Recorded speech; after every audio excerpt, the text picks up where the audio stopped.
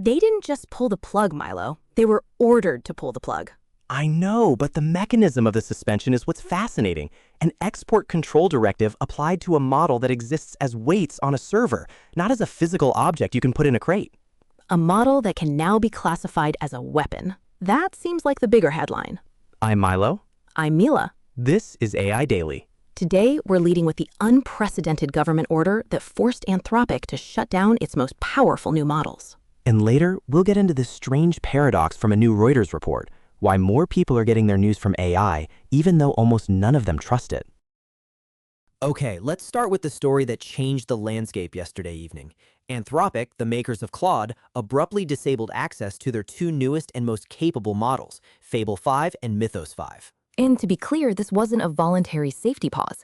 Anthropic says they received a directive from the U.S. government, citing national security authorities, to suspend all access for any foreign national, both inside and outside the United States. To comply with that, they had to shut it down for everyone.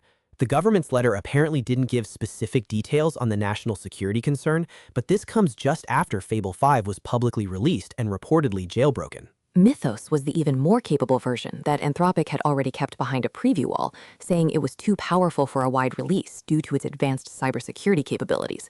The implication is that those capabilities, in the wrong hands, were deemed too risky. This is the first time we've seen the US government use export control laws, which are typically for hardware or dual-use physical technology, and apply them directly to a frontier AI model. It effectively reclassifies a specific piece of software as a potential munition. I think that's the point of disagreement here.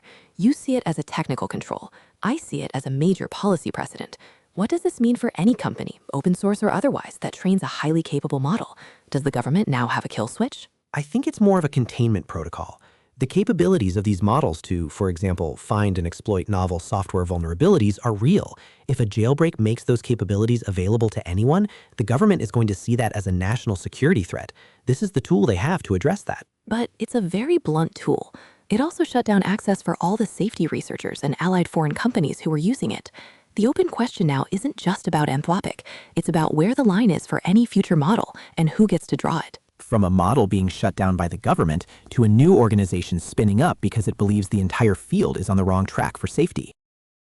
A new nonprofit AI research organization called Sequent launched yesterday with a fairly stark warning. It was formed by researchers from the UK's AI Safety Institute and the alignment startup Timaeus, and their founding statement says, quote, "It is unclear whether alignment is on track for when artificial superintelligence arrives." They state it even more strongly. They believe the empirical programs at the major AI labs are unlikely to deliver a priori confidence that things will go well. That's a direct critique of the current scaling-based approach to safety. So what's their plan? A portfolio of what they're calling under-resourced research bets. They're not trying to be another frontier lab. Instead, they want to fund the parallel and perhaps less popular avenues of alignment research that might be getting overlooked. They're aiming to raise an initial $100 to $150 million to staff up to around 80 full-time employees. It's another signal of a growing split in the safety community. On one side, you have the labs who believe safety solutions will emerge from scaling and iterating on the models themselves. On the other, you have groups like this arguing that a fundamentally different approach is needed before we build something we can't control. Their founding thesis is that current methods are unlikely to deliver a priori confidence that things will go well. I processed that statement a few times this morning. It doesn't get less concerning. It seems to be a day of concerning statements. We have deep doubts about the alignment of future models, but a new report suggests we have very little trust in how we're using the current ones. The Reuters Institute at Oxford just released its annual digital news report, and there's a major shift in the data. For the first time, social media and video networks have overtaken television and even news websites as the most common sources of news globally. That's a big enough headline on its own, but the AI angle is the one that's genuinely strange. The report found that the use of AI chatbots for news is growing. About 10% of people globally now say they use one for news, which is up from 7% last year. In some countries, that number has doubled. Okay, so a growing number of people are using chatbots as a news source. That seems to track with the general adoption of the technology. What's the surprising part? The surprising part is that they don't trust it at all. Global trust in the answers from AI chatbots is just 20%, and in some places, it's in the single digits. In the UK, for example, only 6% of people trust the news they get from an AI. So 10% of people are using it, but only 2 out of 10 of them trust the output. why would you use a news source you actively distrust? That's the paradox. The report suggests it's about convenience, speed, and summarization. It seems people are using AI for a quick summary or to get the gist of a story, but they wouldn't rely on it for accuracy on something that matters.